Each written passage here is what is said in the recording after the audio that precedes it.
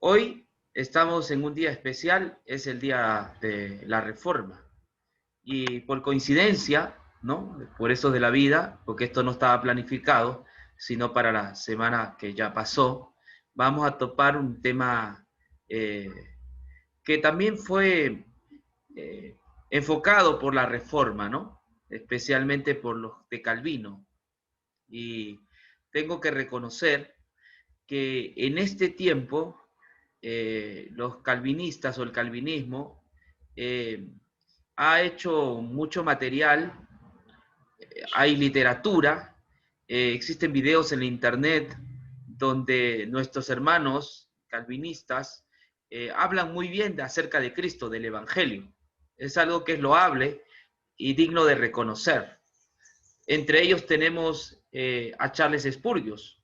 No sé si ustedes han llegado a leer sus escritos, pero Charles Spurgeon ha influenciado mucho para que las iglesias conozcan el Evangelio de su gracia, el maravilloso mensaje de la justificación por la fe. O también el extinto Robert Sproul, a quien he leído. He visto un video donde él habla de la locura de Lutero, les recomiendo de paso, muy bueno Robert Sproul. Ellos representan muy bien a la línea protestante, ¿no? Tenemos a Guillermo Farel, Juan Calvino, entre otros. Todos estos que estoy mencionando han entendido la verdad de la justificación por la fe y han hecho énfasis en la justicia de Dios que se nos confiere gratuitamente aparte de las obras. Por tal razón, mi respeto y alta consideración a todos los reformados. Sin embargo, con ellos también he aprendido el principio de sola escritura, y que es a partir de este principio que heredé de la Reforma que reflexiono en mi lectura de las Escrituras. Para ello evito algunos comentarios, es una investigación eh, personal, exegética al asunto de la predestinación. No pretendo ser la palabra final, la luz final en este tema, tan controversial digo, pero es necesario que nosotros abordemos el tema de la predestinación. Cuando hablamos del calvinismo, tengo que soslayar, no lo hacemos de una manera despectiva, sino simplemente para referirnos al movimiento que ha tomado como punto de partida la predestinación, ¿no? Problema que tenemos en Romanos, porque hay una problemática en el libro de Romanos, es que el calvinismo enseña a la luz de Romanos 8 y Romanos 9 que Dios ha escogido en la eternidad a unos para ser salvos y otros para que sean condenados. Que la salvación no es un asunto de Cristo ya, ¿no? Cristo sería un pretexto o una justificación, ¿no? Para salvar a aquellos que él ha elegido ya anteriormente. Entonces, lo que nos salva no es la muerte de Cristo, no es el Evangelio, sino la elección que Dios hizo en la eternidad, antes de la fundación del mundo, digamos así, los ha elegido para que sean salvos. Entonces, no nos salva el Evangelio. Eso sería solo un pretexto de Dios para tratar de armonizar con esta elección arbitraria de Dios, porque llegaría a ser una elección arbitraria. Dios arbitrariamente decide salvar a unos y condenar a otros. Ese es en sí el enfoque de la predestinación que nace con Calvino. Algo dijo Agustín, ¿no? Referente al tema. Ahora, no voy a hablar de todo lo que cree el calvinismo porque ese no es mi enfoque. Es cierto que existen diferentes puntos de ver el calvinismo y también el calvinismo está dividido, ¿no? En cuanto a su creencia. Hay divisiones, algunos creen que la expiación fue para todos, otros que la expiación está limitada.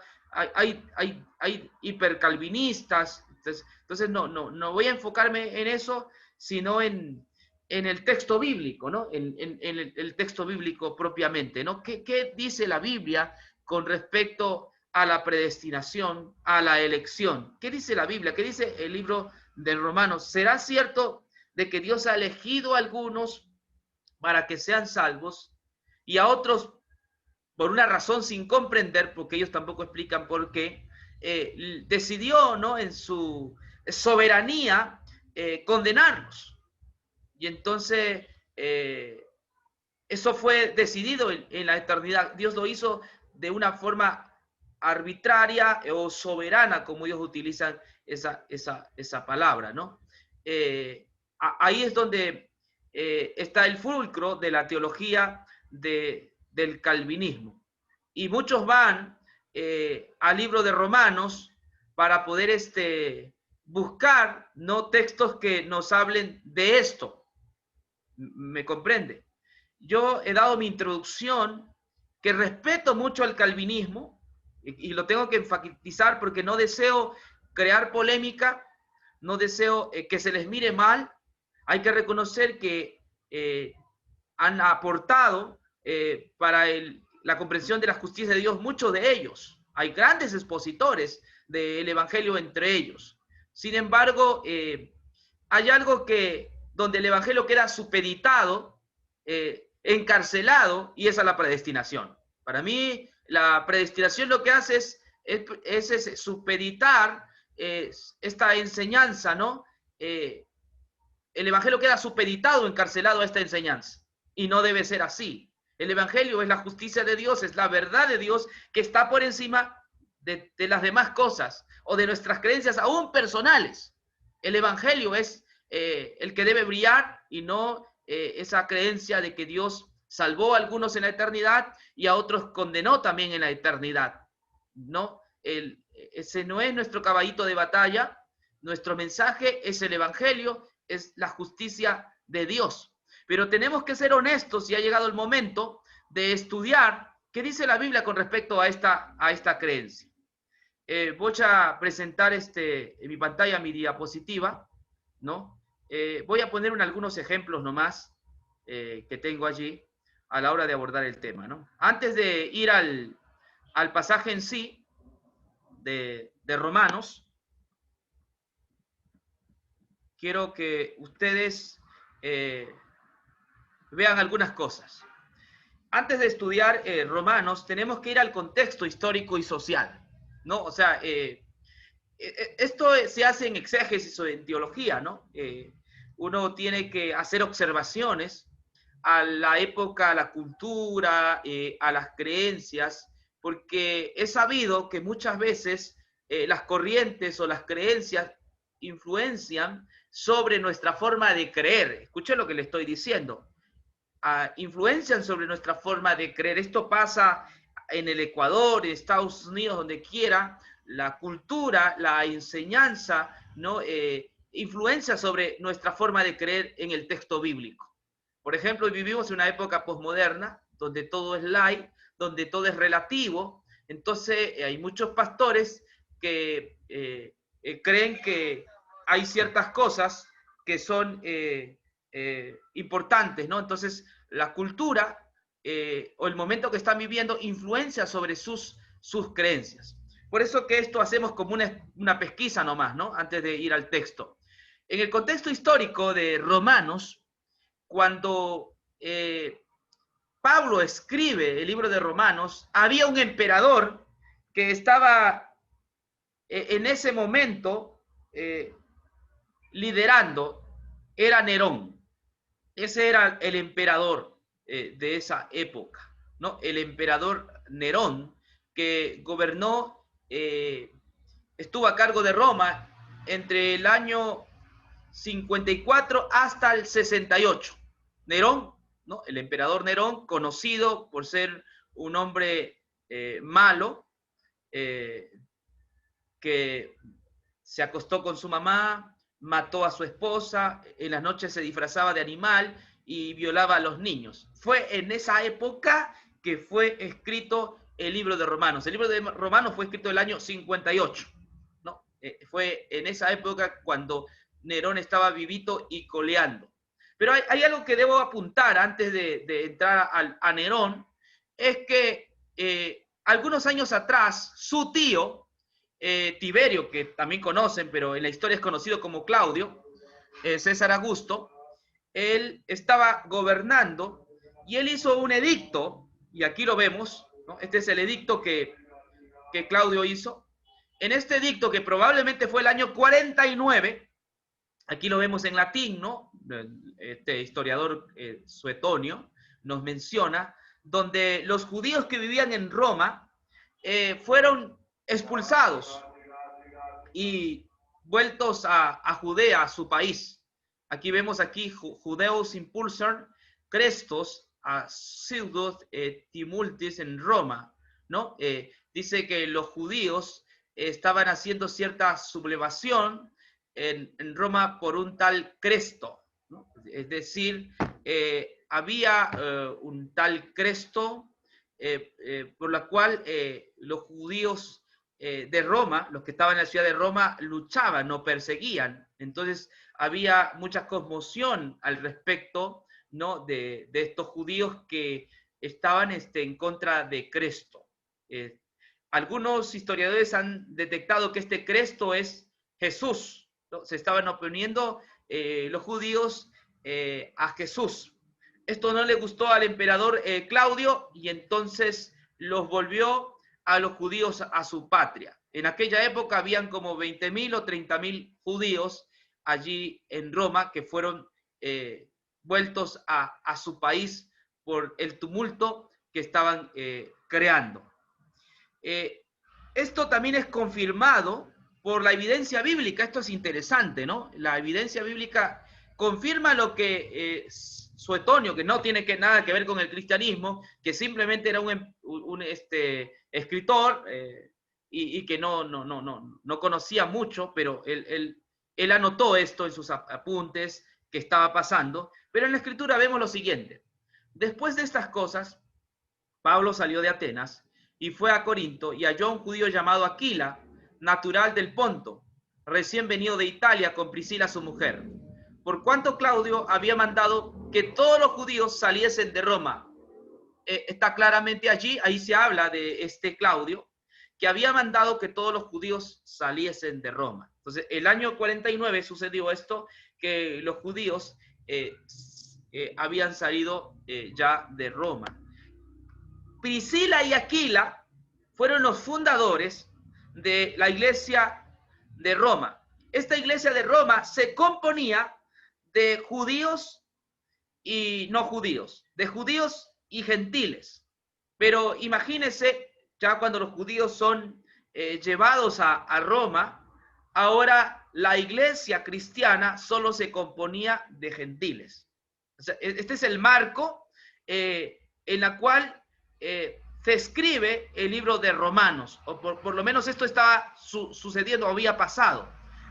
Judíos, cristianos, porque ahí no había, entre los romanos, no había diferencia entre judío cristiano o judío que practicaba las ceremonias judías, ¿no? O esos judíos nominales. No había diferencia, para ellos era judío, y entonces los expulsaron por la revuelta o el problema que estaba pasando en Roma.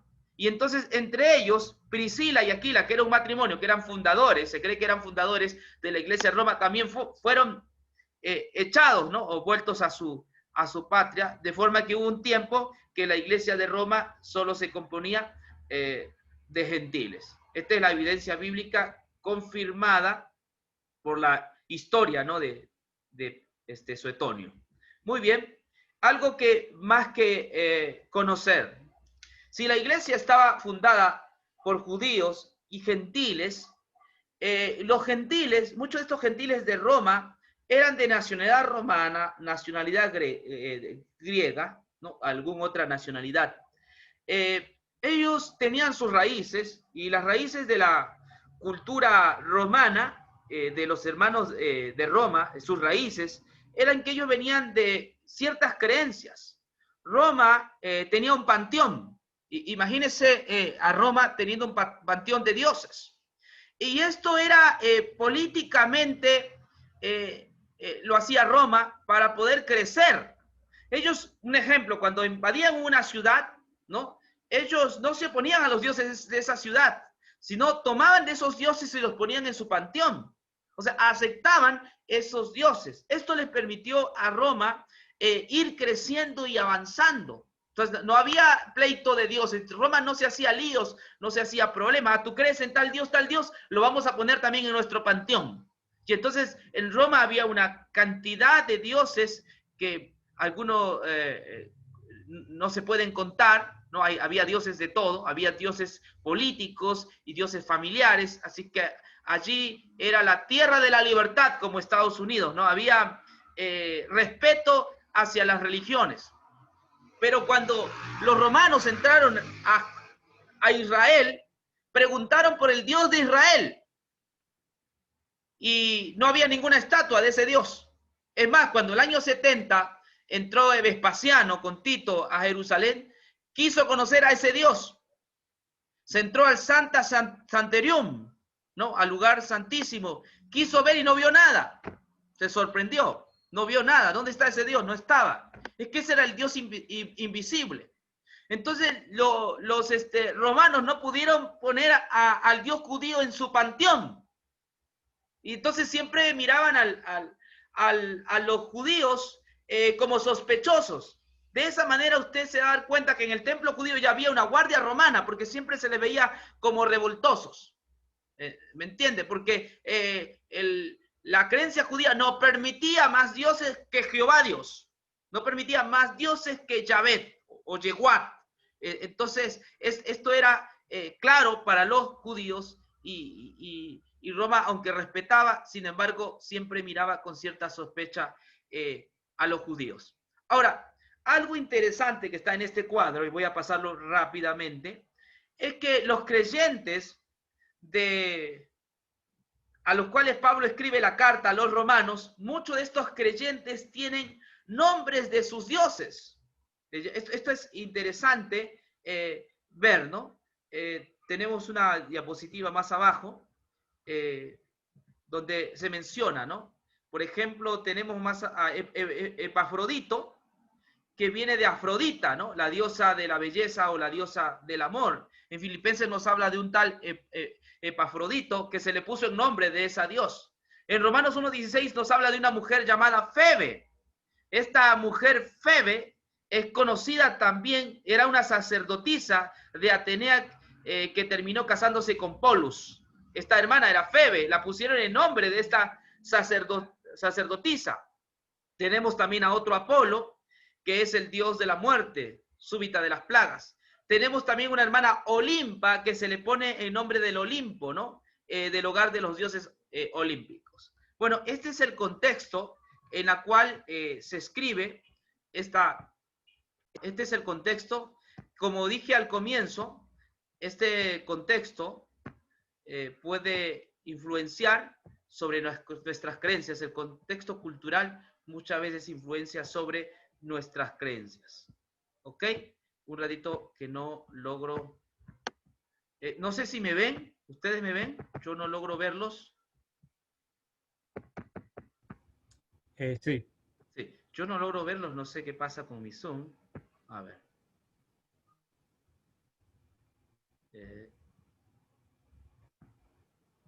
De momento quita el sharing, el compartir pantalla. Esto te permite. Ya, un ratito, déjame ver.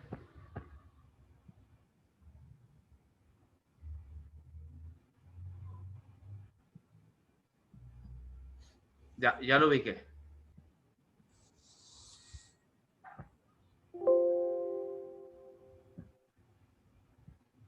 A ver.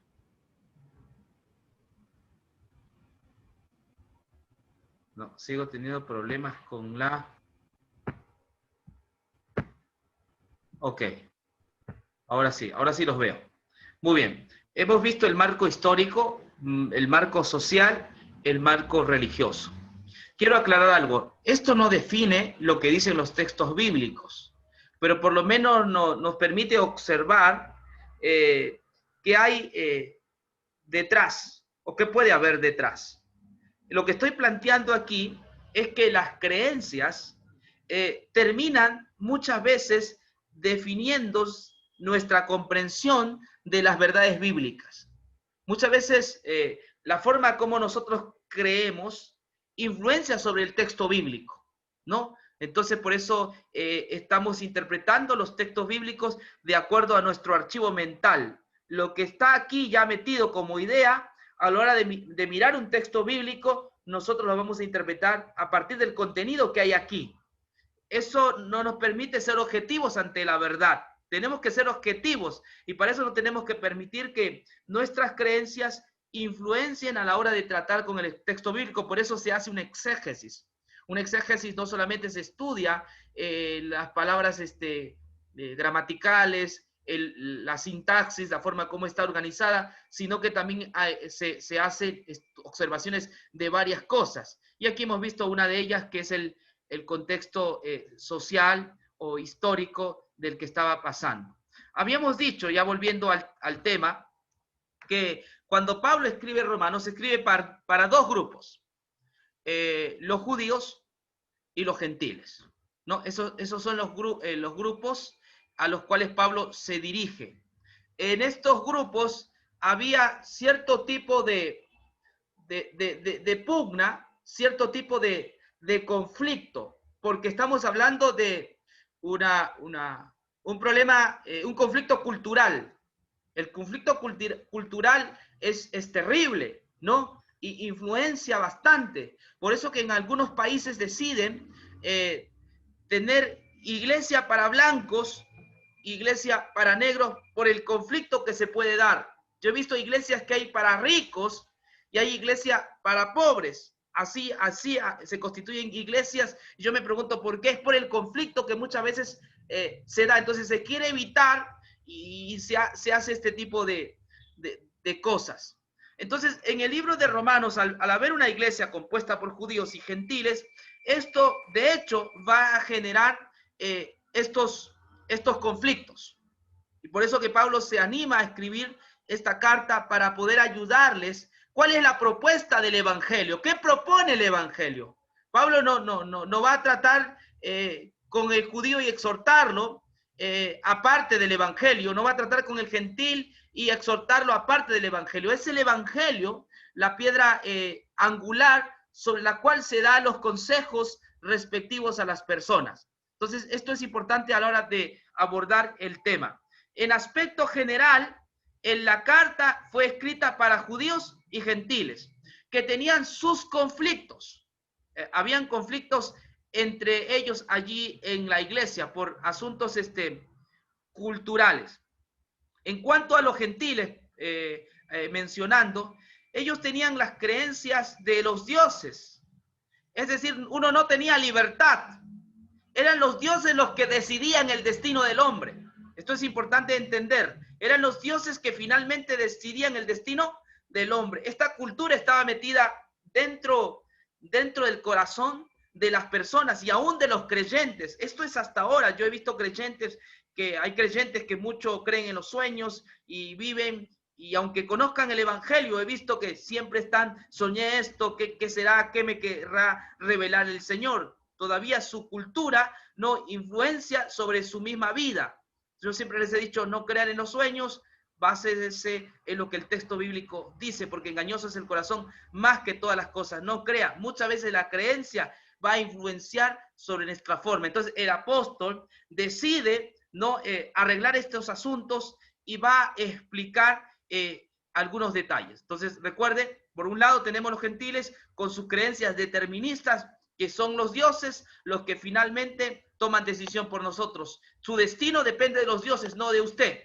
Esa creencia de la predestinación, tal como Calvino lo enseña, no es una creencia bíblica, sino es una creencia de los dioses paganos, que posiblemente, estaba también haciendo mella en la iglesia judía, posiblemente, porque esto es solamente una investigación, es una hipótesis, no estoy afirmando, son hipótesis, pero estoy dando la raíz de que son las creencias que del destino de estos dioses, los que hacen finalmente lo que quieran, es Eso es la teoría de Calvino. Son los dioses los que determinan nuestra historia. Ellos son los que finalmente, sin respetar nuestra libertad, hacen lo que quieren con nosotros. Aún hay cristianos que creen así, que Dios te elige la esposa, que Dios te elige el auto que vas a comprar, que Dios te elige la casa, etcétera, etcétera, etcétera. Eso no es así. Dios nos ha dado cierto libre albedrío. Entonces, es importante que sepamos este tipo de cosas. Ahora, vayamos ahora sí a nuestro texto de estudio, que es el libro de Romanos, el capítulo 9, Romanos el capítulo 9, el verso 13, Romanos 9, 13. Pasajes difíciles, ¿no? Para algunos, estos pasajes son muy difíciles, donde dice así. 9:13 dice, Romanos 9, como está escrito, a Jacob amé y a Esaú desestimé, dice mi versión. A Jacob amé y a Esaú rechacé, hay otra versión, o aborrecí. Romanos 9:13. Como está escrito, a Jacob amé y a Esaú rechacé. Este pasaje bíblico es visto como que Dios elige a Jacob para salvación y rechaza a Esaú. Finalmente Esaú se pierde. Algunos interpretan el pasaje como que si Dios elige a Jacob para que sea salvo. Y cuando Dios elige, entonces nadie puede oponerse a eso, porque Dios ya al elegirlo le ha dado esa oportunidad de que sea salvo. Dios elige la salvación de él, así lo interpretan, y en cambio Dios rechaza a Esaú para que se pierda. Entonces ya no depende ni de Esaú, no depende ni de Jacob, sino de la elección de Dios. Llegan a interpretar este pasaje de esta manera. Pero ahora, pongámonos a ver el texto, ¿no? Observar. Primero dice, como está escrito. Esto es vital.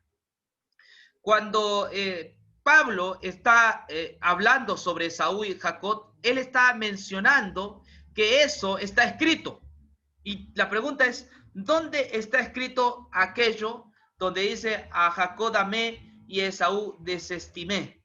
Eso está escrito en el libro de Malaquías, lo pueden anotar, Malaquías 1, 2 al 3.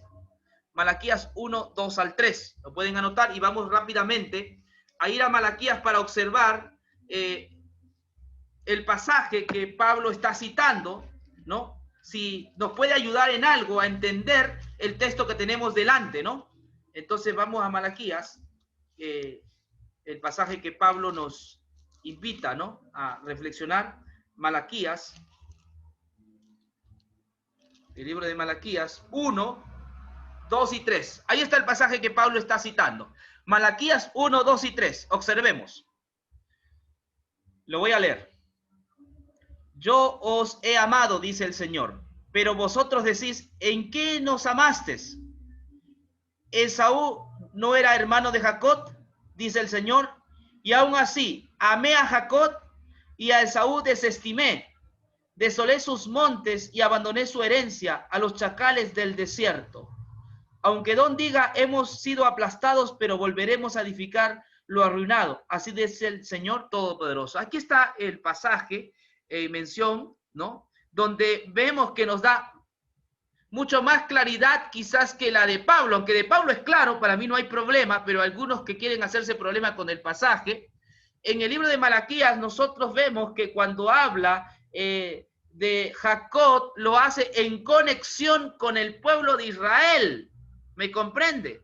Y cuando habla de Esaú, también lo hace en conexión con el pueblo de Israel. Esto es importante a la hora de evaluar un texto bíblico, ¿no? Tenemos que ver todas las palabras que están al lado del texto. Aquí nosotros estamos teniendo luz con respecto a lo que Pablo quiere decir. Lo vuelvo a decir de forma más sencilla. En el libro de Malaquías, cuando se habla de Jacob, no se habla como una persona independiente o individual. No se habla como un sujeto directamente, sino en su conexión con el pueblo de Israel. Cuando hablamos de Jacob, estamos hablando de una nación a la que Dios ha escogido y llamado. Y cuando hablamos de Esaú, estamos hablando también a un pueblo que Dios ha rechazado. Está conectado con Edom. Está conectado con Edom. Así tiene que ser visto el pasaje. Ahora, el contexto inmediato, digamos, de Romanos 9, 13, 14, 16, ¿sabe cuál es el contexto inmediato? Romanos 9. Ese es el contexto inmediato del pasaje, Romanos 9. Entonces, vamos un ratito a poder hacer la pesquisa, ¿no? Nos lleva a pensar en esto. Vamos rápidamente. Entonces, ¿qué dice el contexto inmediato? Que sería Romanos 9, ¿no? Vamos a aplicarle la regla esta, ¿no? Romanos 9 es una regla que estamos aplicando sobre la forma como se estudia un pasaje bíblico, ¿no? Entonces, ya lo tengo aquí delante. Vamos, le voy a proyectar en mi pantalla otra vez. Ojalá que no perdamos esto. Ya, Romanos 9. Vamos un ratito al contexto inmediato del pasaje para tener luz sobre lo que estamos queriendo decir. Muy bien, Romanos 9 dice así: verdad, en Cristo no miento, y mi conciencia me da testimonio en el Espíritu Santo, que tengo gran tristeza y continuo dolor en mi corazón. ¿Por quién tiene continuo dolor? Porque deseara yo mismo ser anatema, separado de Cristo por amor a mis hermanos, los que son mis parientes según la carne. ¿Qué más?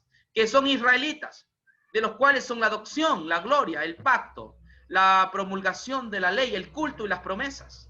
De quienes son los patriarcas y de los cuales según la carne vino Cristo, el cual es Dios sobre todas las cosas, bendito por los siglos. Amén. No que la palabra de Dios haya fallado, porque no todos los que descienden de Israel son israelitas, ni por ser descendiente de Abraham son todos hijos, sino en Isaac te será llamada de descendencia. Esto es, no los que son hijos según la carne son los hijos de Dios, sino los que son hijos según la promesa son contados como descendientes.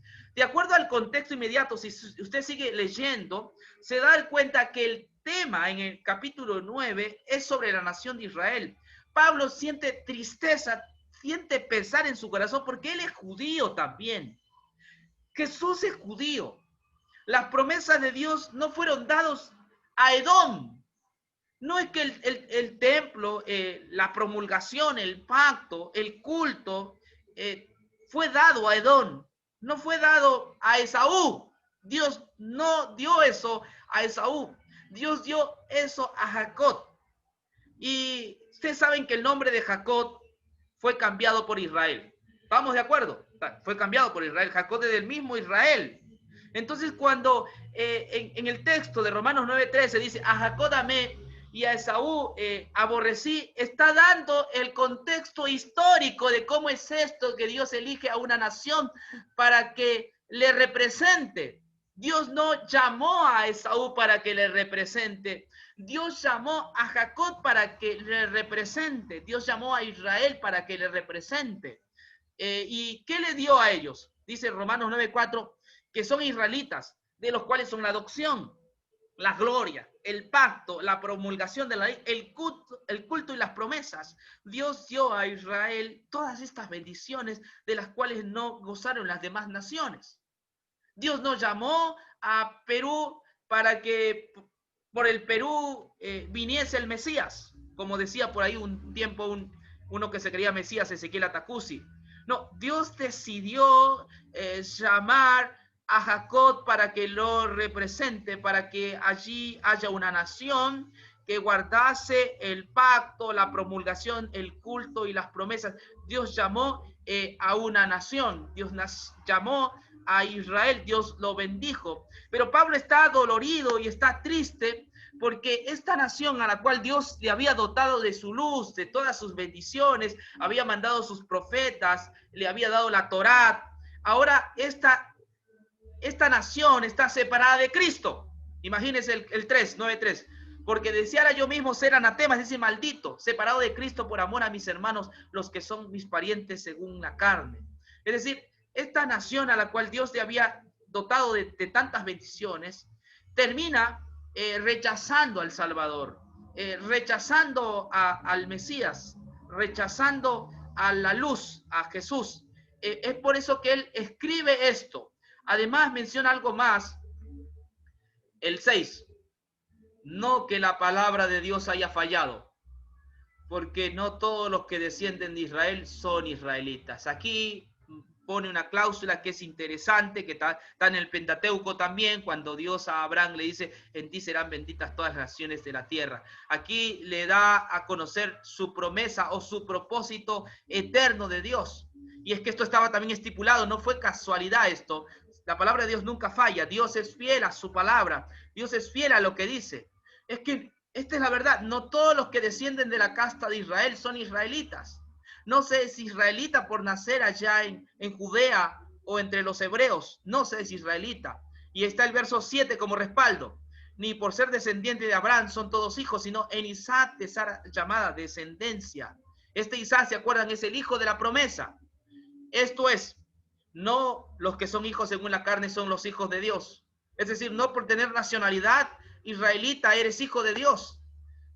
No por la elección, escúcheme bien, que Dios hizo a Jacob, me comprende, no es por la elección que Dios hizo a Jacob que tú llegas a estar elegido, no es así, sino dice, los que son llamados hijos, según la promesa, son contados como descendientes. Aquí el tema, hermanos, escúcheme bien, no es la predestinación. En Romanos 9 el tema no es la predestinación, en Romanos 9 el tema no es la elección, se topa de la elección solo para conectarlo con la promesa.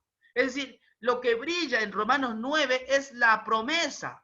Y esta palabra promesa en griego, en el artículo que yo les mencioné, yo les di mi tratado, no sé si lo han leído, pero ahí la palabra promesa se escribe así, proempeyelato, esto es semejante al sustantivo evangelio. Cuando se habla de promesas, se está hablando del evangelio. Proepengelato es evangelio. Es decir, Dios salva a las personas no porque fueron elegidas como pueblo. Dios salva a las personas por el evangelio, para el evangelio. Es el evangelio que trae salvación. No es la elección de Dios de haber llamado a Jacob que los hace candidatos a los israelitas para que sean salvos. Cierto, Dios llamó a Jacob. Cierto, Dios a Jacob, al pueblo de Israel, les dio la promesa, le dio el pacto, la adopción, el culto, el santuario, le dio todo. Es cierto, esa es la elección, pero no es esa elección la que determina su salvación, hermano. Lo que está diciendo el pasaje bíblico es proepegelato, es la promesa, es la promesa. En el Nuevo Testamento esta promesa se convierte en evangelio, el sustantivo evangelio está en Romanos 1:16. Nadie es hijo por las obras de la ley, es decir, por la elección. No se equivoque. Ni por haber nacido en Israel. La promesa tampoco se basa en una obra mancomunada en la cual Dios pone su parte y su pueblo la otra. La promesa consiste en un pacto unilateral, ¿no? En lo que Dios hizo por medio de su Hijo. Y el pastor Haroldo, y resalto, él habló cuando le tocó su exposición, y nos dio un buen avance, cuando él nos habló sobre prótesis, ¿no? Prótesis es lo que tienes por delante. Esa es la palabra prótesis, lo que tienes por delante. Y de paso que voy a hablar de todos los pro que hay en la Biblia, ¿no? Por lo menos en Romanos. Siempre está hablando de que Dios, por causa de su promesa, hace las cosas. Dios llamó a Jacob, no porque era bueno, no porque tenía virtud, no porque era mejor que Esaú, ¿me comprende? Dios los llamó por su promesa, para que a través de este hijo haya un pueblo que tenga presente el propegelato, es decir, la promesa. Por la promesa es lo que Dios hace las cosas. Lo mismo que les estoy hablando de este término que nos dijo el pastor, Dios desde la eternidad, si algo tuvo en mente, fue la promesa. ¿Me comprende? Por lo tanto, entiendo que se refiere también a los panes de la proposición. Es algo que Dios tiene por delante. Dios desde la eternidad tenía por delante la promesa. Esto está por encima de cualquier cosa. Por lo tanto, no es la elección individual de nosotros, la cual Dios tiene por delante. Todo lo que veo en Romanos 9 es por causa de la promesa. Es cómo se dice estas cosas, ¿no? Sigamos leyendo el otro pasaje de Romanos que nos va a ayudar un poquito más a aclarar este asunto, que para algunos es complejo, pero yo creo que estamos dando una estocada. El verso siguiente es el 11. Pues no habían aún nacido, ni habían hecho ni mal ni bien, para que el propósito de Dios conforme a la elección permaneciese, no por las obras, sino por el que llama. Se le dijo, el mayor servirá al menor, como está escrito, a Jacob amé, mas a Esaú aborrecí, nuestro texto. ¿Qué pues diremos? ¿Que hay injusticia en Dios? En ninguna manera. O sea, hay injusticia en Dios en haber llamado a Jacob y no a Esaú para que cumpla sus propósitos, que es la promesa. Recuerde, este llamado tiene que ver, está supeditado a la promesa. No es un llamado para salvación, no es que Dios llama a Jacob para que tenga vida eterna y sea salvo. No, este es un llamado para que se cumpla su promesa, el protoevangelio. Es el protoevangelio que tiene que cumplirse. Por eso se llama a Jacob. ¿Por qué lo llamó? No sé. El mismo texto Pablo dice, pues, ¿qué diremos? ¿Que hay injusticia en Dios? En ninguna manera. Es decir, ahí sí Dios usa su soberanía, ¿no? Y llama a Jacob. ¿Por qué lo hizo? No lo sé. ¿Sí? Más bien dice el verso 15. Pues a Moisés dice, tendré misericordia del que yo tenga misericordia y me compadeceré del que yo tenga, me complazca. Es decir, Dios llama porque esa es su libertad. Es soberano. Él decidió que su hijo naciera en Israel. Yo no voy a tener envidia porque no nació aquí en Quito o en el Ecuador. Dios en su soberanía hizo que su hijo naciese allá en Israel, llamó a Jacob, y no voy a tener envidia por toda esa cosa, y tampoco hay injusticia en Dios por eso, ¿no? Entonces, ahora, el verso 16 dice, aquí, así que no depende del que quiere, ni del que corre, sino de Dios que quiere, que tiene misericordia.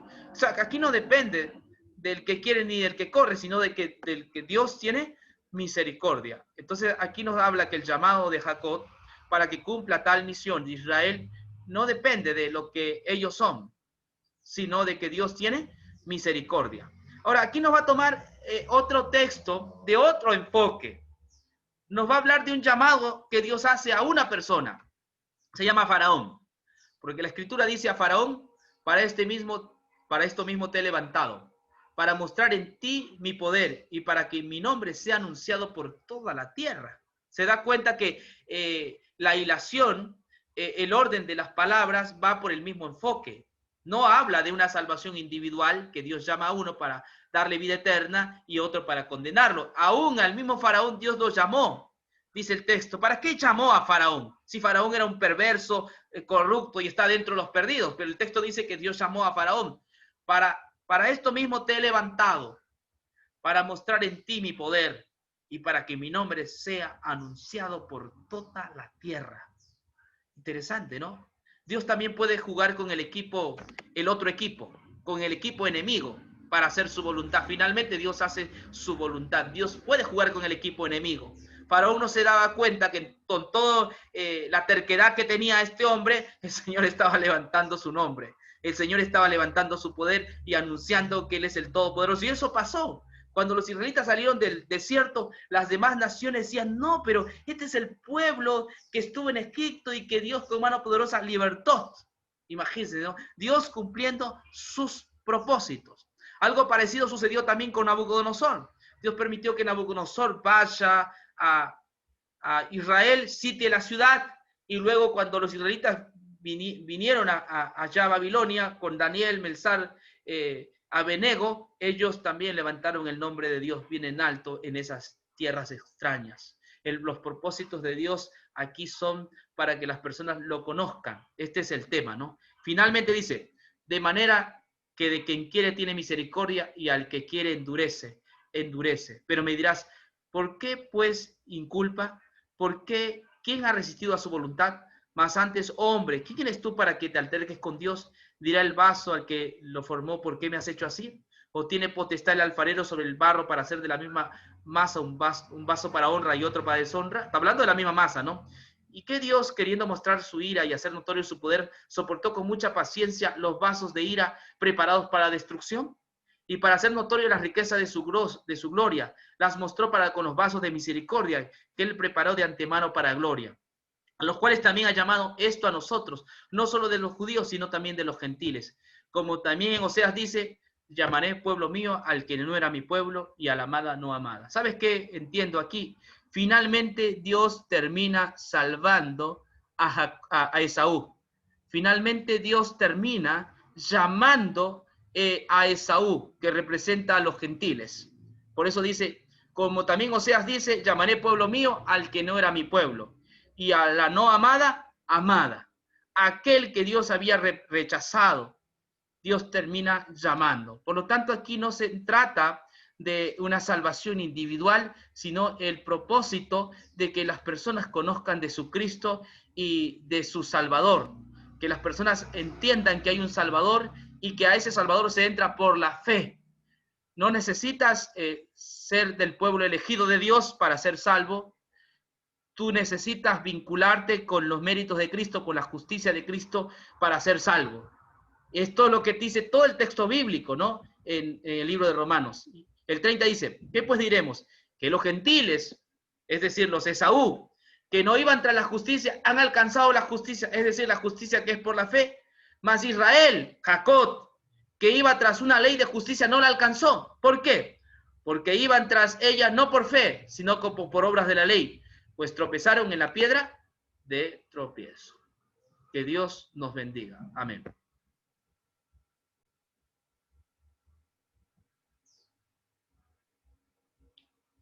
No sé si tuviesen alguna pregunta.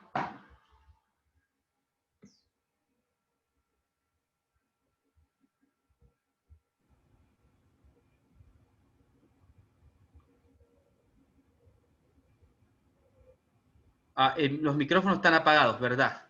Un momentito, sí. Sí, vamos a pedir al... Sí, adelante.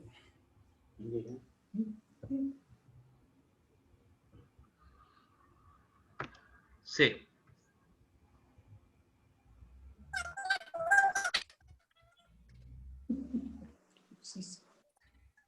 Sí, hermana, no le escucho. ¿Puede hablar? No le escucho.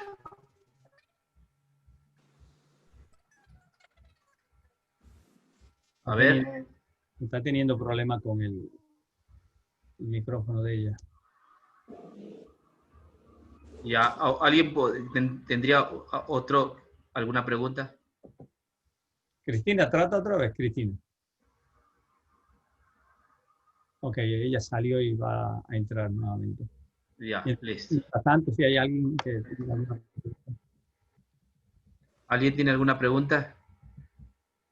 Quizás yo, Williams, algo muy básico. ¿Es posible entender bien la justificación por la fe sobre la base de sostener la doctrina de la predestinación tal cual lo hacen los calvinistas? No. Y sí, no y sí. Charles Spurgeon fue calvinista, pero él estaba tan enamorado del Evangelio que en sus escritos él hace más énfasis al Evangelio, porque estaba enamorado del Evangelio. Solo aquel que está enamorado del Evangelio y tiene al Evangelio como fundamento principal, aunque tenga ciertos errores, pero debido a su énfasis, entonces eso queda eclipsado por el Evangelio. Además, yo podría tener mis errores, pero debido a mi énfasis en el Evangelio, entonces esos errores quedan allí eclipsados. Pero es necesario demostrar esos errores porque puede ser que alguien, como los seguidores de Calvino, llevaron la doctrina de Calvino a lugares que ni el mismo reformador pensó, ¿no? Se fueron a extremos inimaginables, al punto de, usted sabe que existen sectas dentro de los calvinistas, ¿no? Que se han aislado del mundo. Es decir, hay que ver que ese tipo de creencias te puede llevar, ¿no? A acariciar otras cosas, a supeditar esas creencias, ¿no? Y dejar de lado el Evangelio. O sea, eso es un peligro. Pero en cuanto a tu pregunta, pues Charles Spurgeon es un claro ejemplo de que cuando uno está centrado en el Evangelio, por tu sangre corre el Evangelio, aunque abraces la doctrina presbiteriana o calvinista, sin embargo, tu corazón, tu amor por el Evangelio termina, ¿no? Que tú llegues a ser un predicador del Evangelio. Eso pasó con Charles Spurgeon, con Sproul también, ¿no? Y con otros expositores. Pero no estamos de acuerdo en lo otro que ellos enfocan porque no es bíblico. O sea, hay que reconocer, la doctrina de ellos no es bíblica, es una enseñanza más filosófica, porque cuando uno hace exégesis al texto, no da lugar a pensar de forma diferente, ¿no? En el planteamiento que estoy haciendo, estoy mencionando que el tema en Romanos 9 es el Evangelio. Y a Pablo le preocupaba porque los que habían sido elegidos, a los cuales Dios llamó a Jacob Amé y a Esaú aborrecí, esto resulta que finalmente no están dentro del plan salvífico de Dios. ¿Por qué no lo están? Porque han rechazado la promesa, han rechazado al Evangelio. Al rechazar el Evangelio no queda más que hacer para la persona, sino la perdición. Gracias, William. Les recuerdo que la metodología que hemos usado es que cada uno tiene derecho a hacer una pregunta y... Pero yo sé que hay preferible mil veces tener la original. Gracias, Gabriel, por recordarnos. Solo una pregunta, ¿no? Hay derecho a una pregunta. Hola, William, ¿se escucha ahora mi voz? Sí, ahora sí, Cristina, entraste. Sí, volví a salir y a entrar, como siempre. Yo te quiero decir una cosa, William, para ser honesta. Yo entiendo que hay casos, que el otro día lo planteé también, que yo descarto que estamos predestinados, por supuesto, porque si no, nada tendría sentido. Si estaríamos predestinados, ya nos tiramos panza arriba y nada más, porque me parece absurdo la predestinación. No se necesita de Cristo ya. No claro, de Cristo, pero creo que hay casos puntuales, por ejemplo, yo puse el ejemplo de Moisés, donde Dios elige a esa persona para eso. Entonces, no sé si se entiende como predestinación, pero es como que Dios determina eso para esa persona, o estoy diciendo mal. Yo en ese punto es donde en algunas situaciones creo que Dios escogió a esta persona, Dios sabe, porque yo no creo también que muchas veces hay cosas que para nosotros son difíciles de entender, porque quizás Dios lo destinó sabiendo por qué lo hacía, y por ahí nosotros no lo entendemos, pero hay un destino para ese personaje, para esa persona. ¿O está mal mi razonamiento? Es que la palabra predestinar no es determinar, la palabra predestinar no es destinar su destino, ¿no? Como creía Roma o el paganismo. Yo te voy a invitar a ver mi pantalla para que veamos qué significan esas palabras que están en Romanos 9, ¿no? Ahí está. Vamos a ver, ahí hay un poco de palabras. Pablo usa varios términos compuestos con la preposición pro, en los capítulos 8 y 9, ¿no? Ahí está la preposición pro adelante. Por ejemplo, progin, anticipado conocimiento. Significa progin, anticipado conocimiento, ¿no? O sea, Dios ya tiene un anticipado conocimiento de esto. Prooris, diseñar de antemano, ¿no? O sea, es como hacer un diseño de un arquitecto, ¿viste? Donde se dice cada cosa que va a realizarse, pero no significa que eso puede, digamos,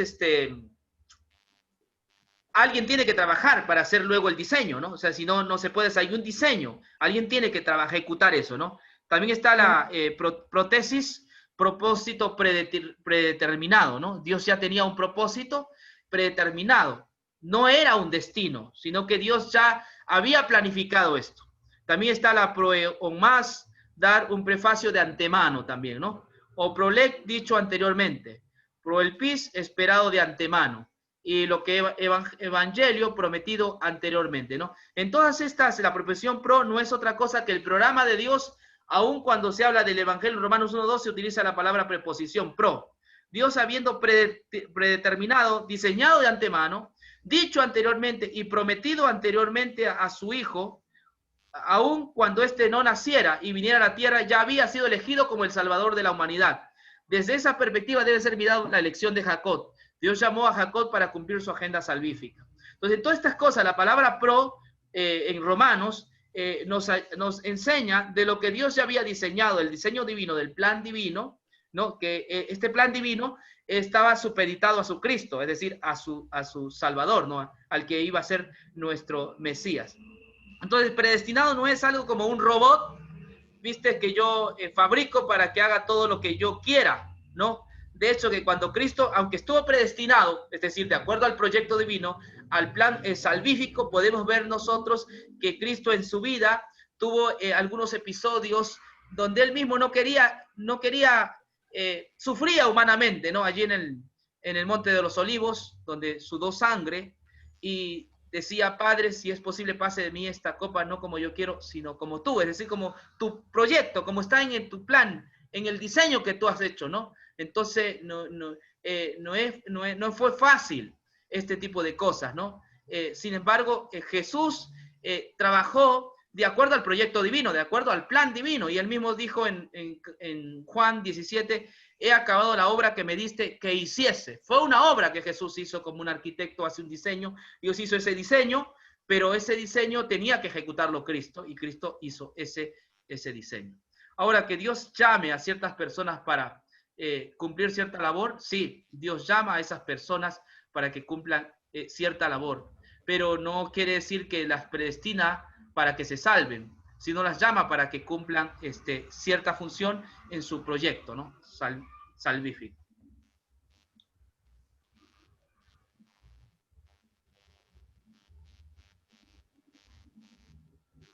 Hermano Rabasa.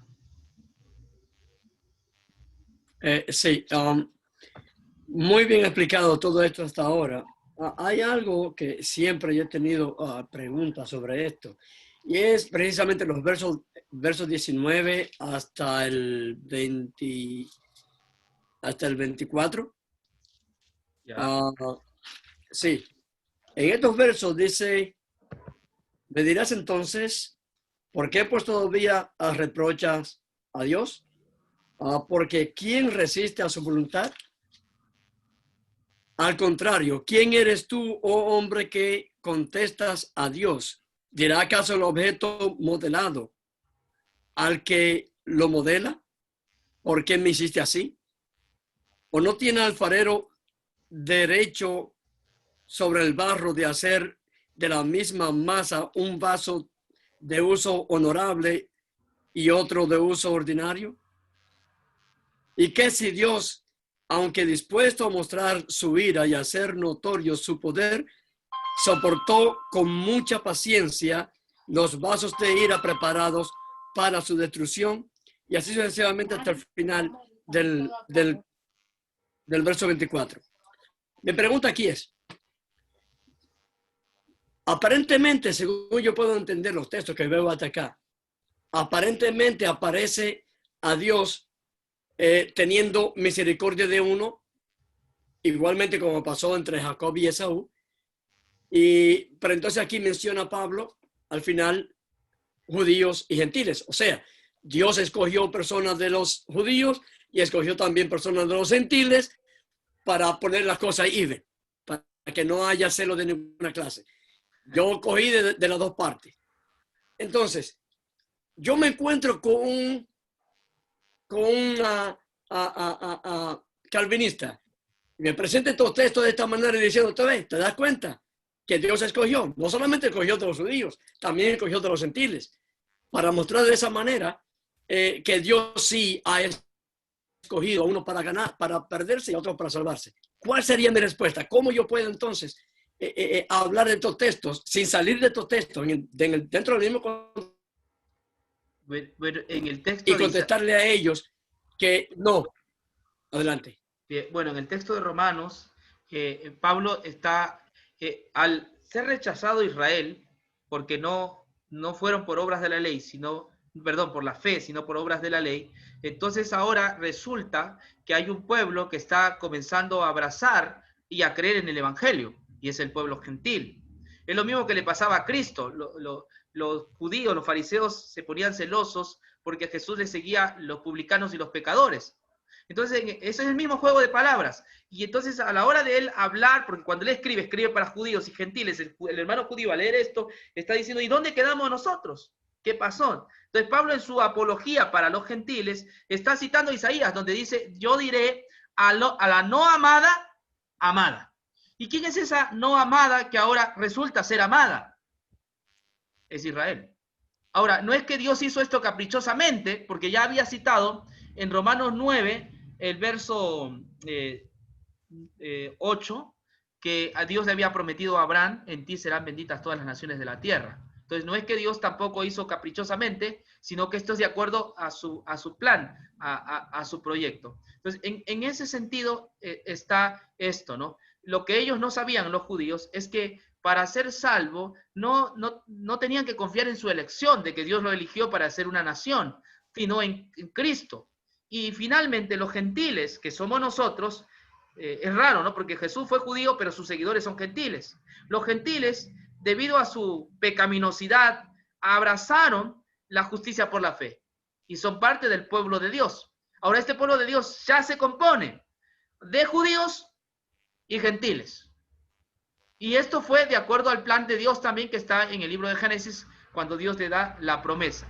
Entonces creo que aquí no está hablando de situaciones individuales, de una salvación individual, ¿no? Que a Pepe lo llama para ser salvo y a Rodolfo para que sea condenado. Aquí está hablando simplemente de la forma como Dios llama a través del evangelio a las personas. Usó a Israel muchos años, mucho tiempo, miles de años, para que a través de Israel la gente conozca de Cristo. Pero vino Cristo y ellos lo rechazaron. Ahora, de acuerdo al plan divino, que no ha cambiado, Dios no cambia, Dios está usando al pueblo gentil para que muchos judíos y muchas personas conozcan el evangelio. Eso es lo asombroso. ¿Yo quién soy para altercar? ¿Quién soy yo para juzgar a Dios? Él trabaja de esa forma, ¿no? Porque Dios trabaja de acuerdo a su misericordia y su amor. Entonces, creo que eso habría que explicarle al hermano gentil. Yo veo en Romanos 9, es lo que veo, ¿no? Que finalmente ese Saúl rechazado ahora es amado. Sí, voy a seguir indagando. Es la misma pregunta, no hay otra pregunta. Estoy indagando sobre lo mismo. Para los calvinistas, a los que van a ser salvados, Dios les va a dar fe para que se salven. A los que no son elegidos, de alguna manera van a rechazar y para que... Ahora bien, cuando Dios dice, cuando aquí Pablo dice a uno lo hice vasos rojos y a otro lo hice vasos negros. Los vasos rojos al final los voy a romper, y los vasos negros los voy a guardar. Y eso de dos diferentes masas, en este caso, judíos y gentiles. Sí, pero se llega a ser vaso de eso es lo que me va a decir a mí. Sí, se llega a ser vaso de deshonra no por una virtud o no virtud, sino por rechazar a Cristo. Los judíos llegaron a ser vasos de ira, de paso que el año 70 la ira de Dios les cayó por haber rechazado al Mesías. Ahora, en cuanto a la fe, hay que seguir leyendo Romanos, porque Pablo se va a encargar en Romanos 10 a hablar de la fe, y va a hablar mucho de la fe, pero yo resumo así. Él dice, la fe es por el oír la palabra de Dios. Entonces, oír la palabra de Dios. Ahí cuando dice oír la palabra de Dios, el contexto de palabra es evangelio. Isaías dice, ¿quién ha querido nuestro anuncio? Entonces, esa palabra no es la palabra que predica el rabino sobre la iglesia. No es la palabra que predica el sacerdote sobre la misa. La palabra que trae fe es la palabra del evangelio. Entonces, cuando se escucha el evangelio, allí ahí nace la fe, ¿no? Es así, hay que escuchar el evangelio para que haya fe. Sin evangelio no hay fe. Creo que el primer milagro del evangelio es la fe. El primer milagro de Jesús es la fe. Y si no escuchas el evangelio, no va a haber fe. Es la fe. A otros como Faraón se endurecen porque son prepotentes, porque no creen en la gratuidad, en el poder de Dios, sino más creen en su poder. Eso, hermano. Muchas gracias por su pregunta. ¿Algún otro hermano? Yo por acá. Bueno, ¿me escuchan? Sí, Patricio. Sí. Jorge. A Jorge. Sí. Bueno, uno de los postulados, o por lo menos algo que me parece que estamos todos de acuerdo, es en la soberanía de Dios. Me parece que tantos calvinistas como los que siguen a Lutero estamos de acuerdo en que Dios es soberano.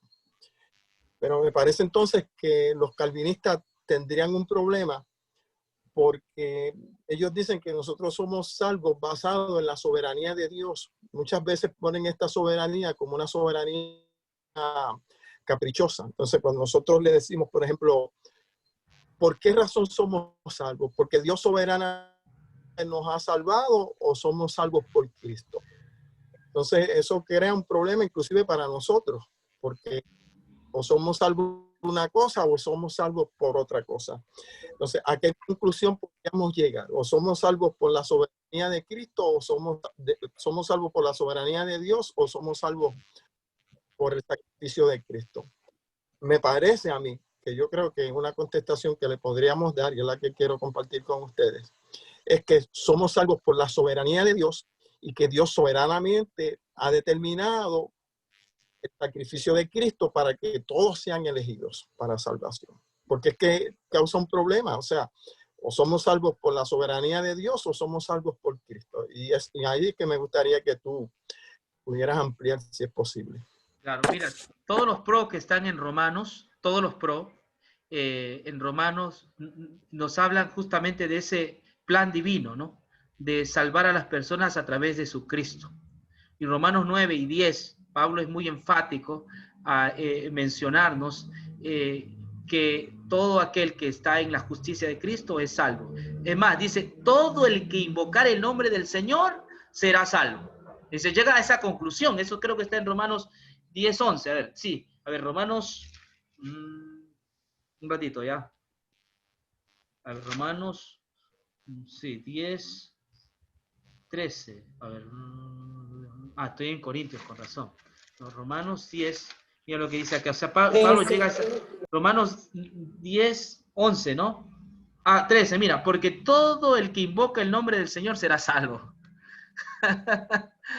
O sea, es bonito el libro de Romanos. No, es que no sé por qué ven cosas más allá de lo evidente. El texto bíblico se centra en Cristo. Cristo es la llave de Romanos 9. Cristo es la llave de toda la hermenéutica bíblica. La salvación es por Cristo, no es porque Dios te eligió en la eternidad. Es la salvación por Cristo. En todo caso, al quien eligió Dios es a Jesús. Jesús fue el Hijo predestinado desde la fundación del mundo. Jesús fue el Israel que cumplió lo que Israel no pudo. Jesús es el Hijo que Dios adoptó para que nosotros podamos ser salvos en Él, y en Él nos bendijo con toda bendición espiritual. Entonces es Jesús el Hijo predestinado, y toda persona que se acerca a ese Hijo, entonces pues será salvo. ¿Vio? Es salvo. Entonces esa es la verdad del Evangelio. Ese es el propósito divino de salvarnos en su Jesús, en su Hijo, ¿no? Voy a volver a la pantalla, por favor, porque hay algo que más quiero mencionar sobre esto, ¿no? Ahí está. ¿Cómo así los no amados ahora son parte del pueblo de Dios? ¿Y qué pasó con los amados? Esto dicho de otra manera sería: a Jacob aborrecí y a Esaú amé. ¿Le suena rara, verdad? Este aparente entrevero encuentra su lógica en la voluntad divina. Dicha voluntad no es un capricho divino, sino la manifestación de su eterna promesa. Promesa que se cumple definitivamente en el Cristo. Cristo es el Israel escogido, el Hijo predestinado, el predilecto, el amado entre miles, el Hijo de la promesa. Por lo tanto, no se es hijo según el linaje humano o la carne, sino que los que son hijos según la promesa son contados como descendientes. Entonces, esa causa de Cristo. Cristo es el que definitivamente define en qué lado estamos, en el infierno o en el cielo, ¿no? No es la elección individual como lo ni siquiera Calvino, sino los seguidores de Calvino llegaron a esos extremos, ¿no? Sino que Cristo es el que determina finalmente tu destino. Si crees en Cristo, vida eterna. Si no crees, muerte eterna. Entonces tú dirás, el calvinista dice, o sea, yo me salvo por mí mismo. O sea, él no le cabe en la cabeza de que la fe no es meritoria. O sea, él no le cabe en la cabeza, o sea, me salvé al final por mi fe y en el cielo diré, mi fe me salvó. No, el calvinista debe entender que cuando se habla de fe, se habla del aspecto hebreo, no latino. La fe es simplemente reconocer que yo no me puedo salvar y que Cristo me salvó. Esa es la fe, no tiene mérito, no hay mérito. Cuando un hambriento recibe un pan, no hay mérito en el hambriento, hay necesidad, es la necesidad que le hace al hambriento pedir pan. Yo no estoy viendo cuán grande es mi mano. Una vez en Argentina tenía mucha sed, y estaba buscando agua ahí en la playa por todo lado y tomé un poco del agua del mar y era salada. Así que y yo no tomaba en esos tiempos Coca-Cola, pero era mi necesidad que me hizo que alguien me invitara a Coca-Cola y tomé Coca-Cola. Es nuestra necesidad la que nos lleva a gozarnos en Cristo y a depender y a decir que es nuestro Salvador, no es mi fe. La fe, decía Spurgios, que es el ojo que mira hacia afuera. Los ojos se han puesto para mirar hacia afuera. Y la fe es ese ojo que mira hacia afuera. No hay mérito en mis ojos, hay mérito en Jesús.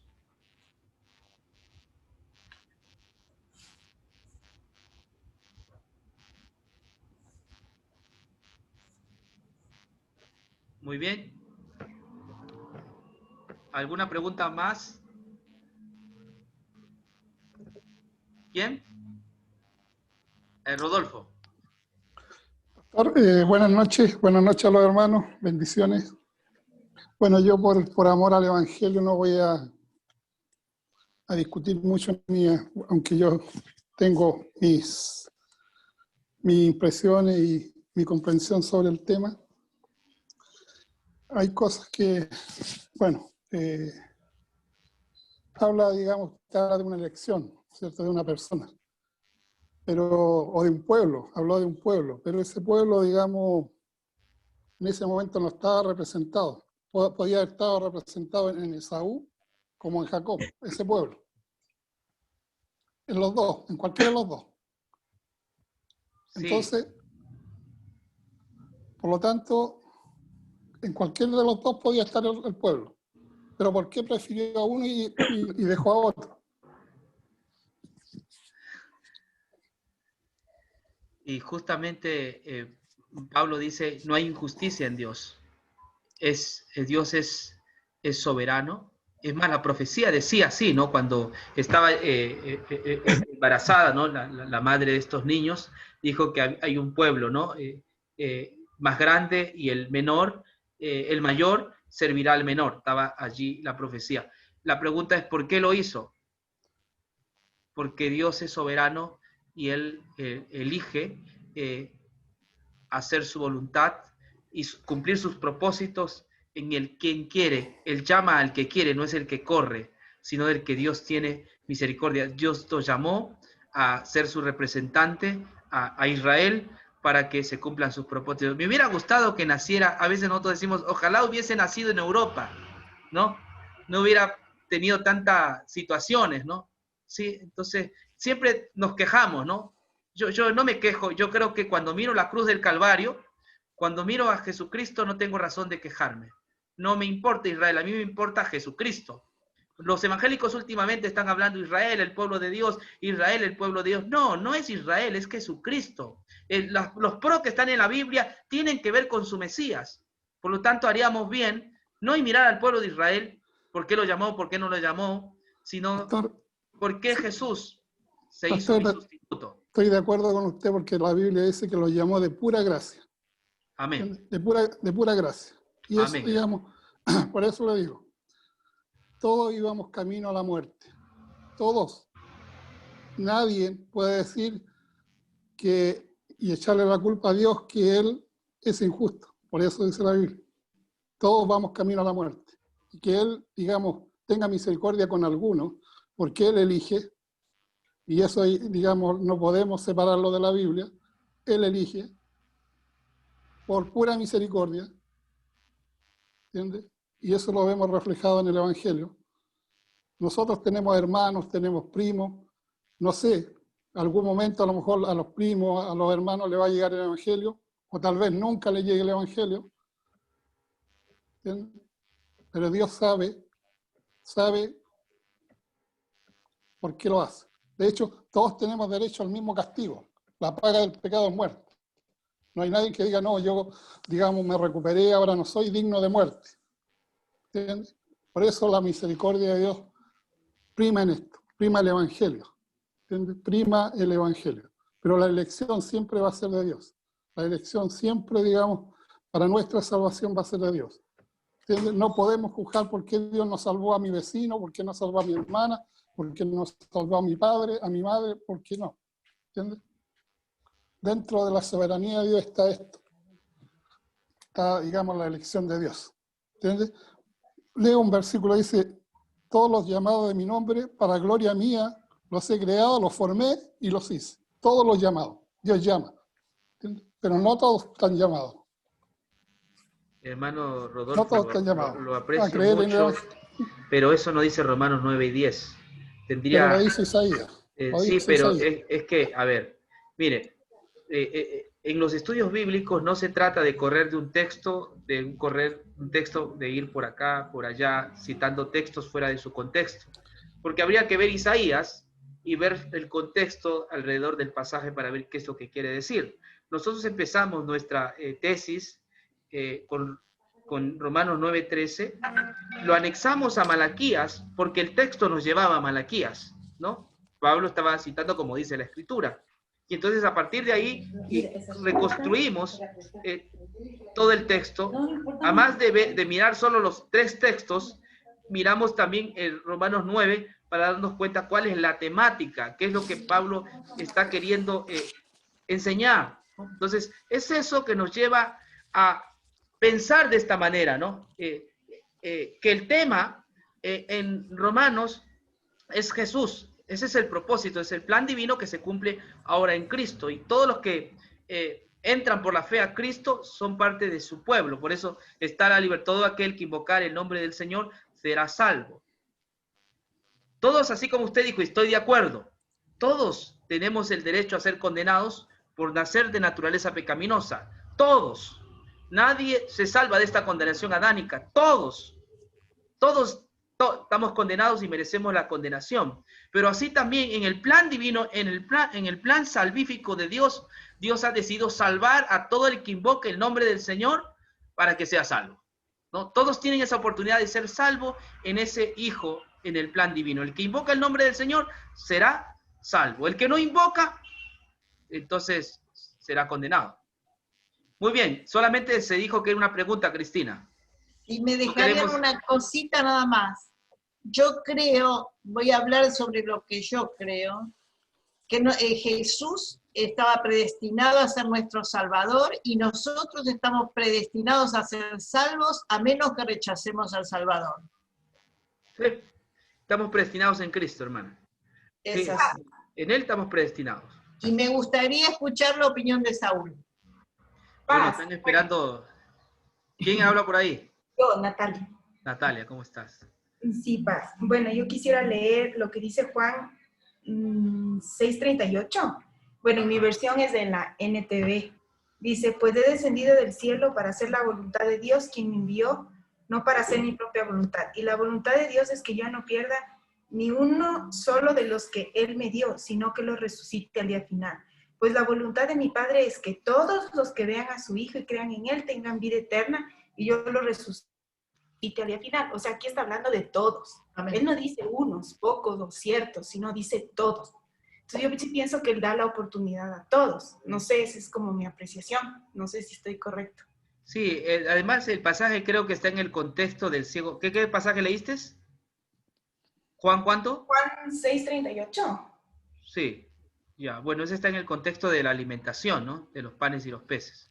Creo que así que, mira, ahora que citas Juan tiene 96 veces, todo el libro de Juan, 96 veces el tema de Juan es el que cree en el Hijo, tiene vida eterna. Estas cosas se han escrito para que creáis que Jesús es el Hijo de Dios y creyendo en su nombre tengáis vida eterna. 96 veces que habla de creer en el Hijo.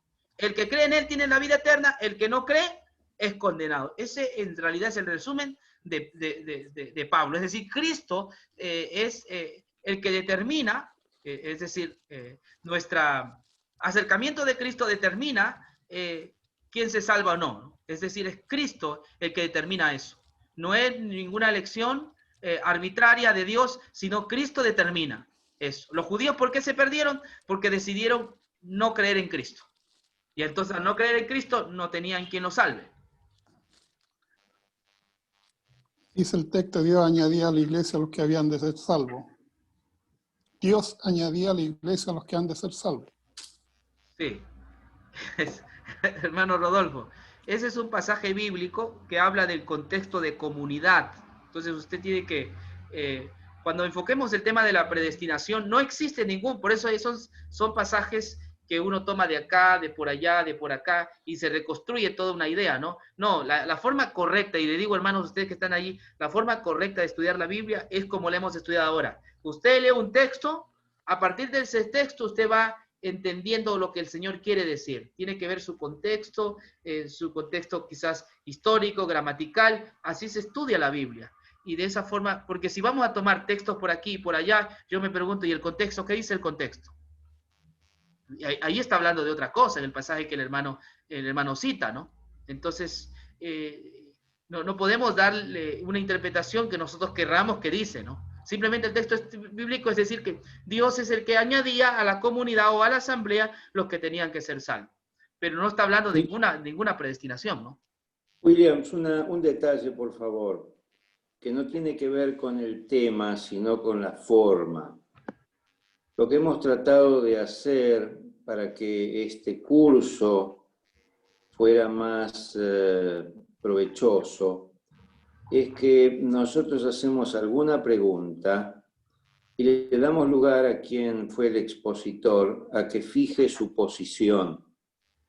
No necesariamente tenemos que coincidir con la posición del expositor. Lo que hacemos es intentar tener claro la posición que él expuso, aunque si es que nosotros no la entendimos bien. Pero no es una cuestión de rebatir la posición del expositor. Es solamente entenderla y después eso da pie para que nosotros estudiemos más a favor o en contra de lo que dijo el expositor. Es como una clase universitaria. Nadie se va a poner a discutir con el profesor si el profesor dijo algo y yo no estoy de acuerdo. Entiendo lo que dijo el profesor y lo puedo aceptar o no, y eso me servirá el día de mañana para bien o para mal. Pero tratamos de evitar eso. Es como un principio de funcionamiento. En ese sentido, yo creo que hemos tenido claro, frente a las preguntas que le hicimos a William, cuál es su posición. Entonces, si no volvemos a preguntar, tenemos una ronda, volvemos a preguntar para que vuelva a aclarar si es que no la entendimos, pero no para rebatirla, sino para aclararla. Permítanme que yo haya dicho esto porque creo que hace al beneficio de todos. Y disculpen si alguno se siente afectado. Pero es lo que hemos tratado de resolver a lo largo del tiempo de funcionamiento, cosa de que todos podamos ser beneficiados. Gracias, hermanos, y disculpen. Gracias. William, como yo sé que otras personas han hecho una segunda pregunta, pido permiso para hacer una pregunta, si me lo permiten. Vamos. Simplemente quisiera saber la opinión tuya y si quizás algún otro hermano, porque me hacen esta pregunta a mí con relación a la predestinación. Nosotros somos de los que creemos que la salvación es para todos los hombres, pero ¿cómo contestaría usted, por ejemplo, el hecho de que hay tribus, pueblos, naciones, donde las circunstancias quizás de comunicación y en tiempos antiguos no le permiten a un misionero a llegarse hasta allí y nunca en la vida han sabido de Jesucristo, del Calvario, de la propiciación, todo este tipo de cosas? ¿Cómo estas personas nosotros podríamos decir que han tenido oportunidad de salvación y no han sido predestinadas para ser eliminados o condenados? Has hecho una buena pregunta y es la inquietud de varios, ¿no? Romanos capítulo 1, Pablo justamente habla de ese tema. Romanos capítulo 2, primero la tesis es del Evangelio, ¿no? Pero él dice, ¿y qué pasará con aquellos que no han sabido nada del Evangelio? ¿No? Los que sin nomos, dice así, han pecado, sin nomos serán juzgados. Cuando dice nomos ahí, es decir, los que no tuvieron conocimiento de la Torá, sin la Torá serán juzgados. ¿Me comprende? Es lo que Pablo menciona. Hablamos de los aztecas, de los incas. Ellos no tenían conocimiento de la Torá antes que viniese Jesús. Entonces ellos eran juzgados sin la Torá. Dios no le puede juzgar a ellos si no tenían conocimiento. El Evangelio no llegaba todavía a esos lares, ¿no? Entonces entiendo de que mucha gente, porque la salvación siempre es por gracia, mucha gente de entre el imperio incaico estará en la patria celestial. ¿Por qué se salvaron? La respuesta es por gracia. Nada más, ¿no?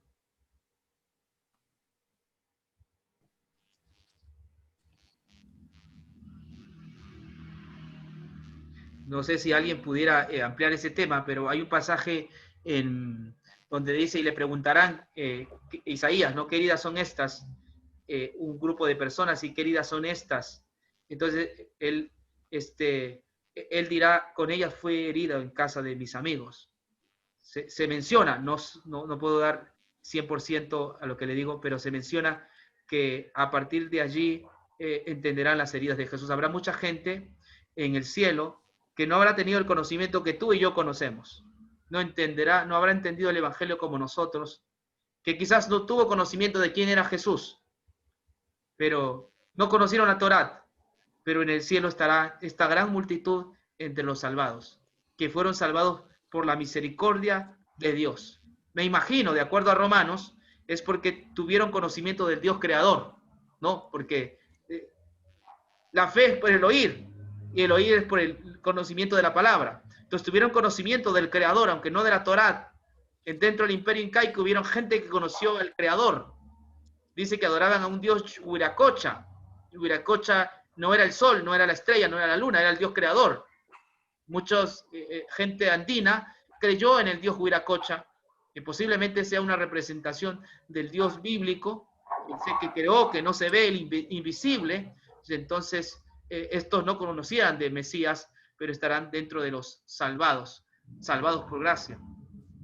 Eso es lo que veo en Romanos, ¿no? Cuando habla acusándole su conciencia o defendiéndoles, que los judíos que no conocen la ley hacen por naturaleza de lo que es la ley. ¿De qué manera hacen? La ley habla de que Dios creó los cielos y la tierra. Sí, eso dice Salmos 19, ¿no? Un salmo famoso. El firmamento anuncia las obras de su mano. Entonces hubo gente que no tuvo conocimiento de la Torá, de que hablaba de ese Dios, pero llegaron a través de la naturaleza a conocer a ese Dios. ¿Estarán dentro de los salvos? Por supuesto que sí.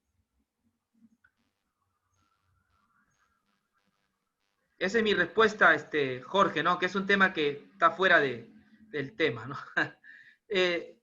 Quiero ahí, no pretendo ser la palabra final en el tema de la predestinación. Es solamente una investigación, que con el tiempo quizás yo mismo deje de enfocarlo de esa manera y Dios me permita enfocarlo de otra manera, pero por lo menos es la luz que Dios me ha dado y que quise compartir con ustedes. Pero si usted cree igual que yo, que Cristo es el que finalmente nos salva, estamos en el camino verdadero. Pero si usted cree que hay otra cosa que nos salve, entonces hay un abismo entre usted y yo. Porque lo que estoy proponiendo aquí es que Cristo es la bisagra de las Escrituras, la que une todas las Escrituras. Aún el tema de la predestinación está supeditado a Cristo. Él es la bisagra que une toda la historia bíblica de la redención. Yo no pretendo ser arminiano ni calvinista. Soy cristiano, porque creo que Cristo es el que une todas las Escrituras. Por causa de Él somos salvos y justificados.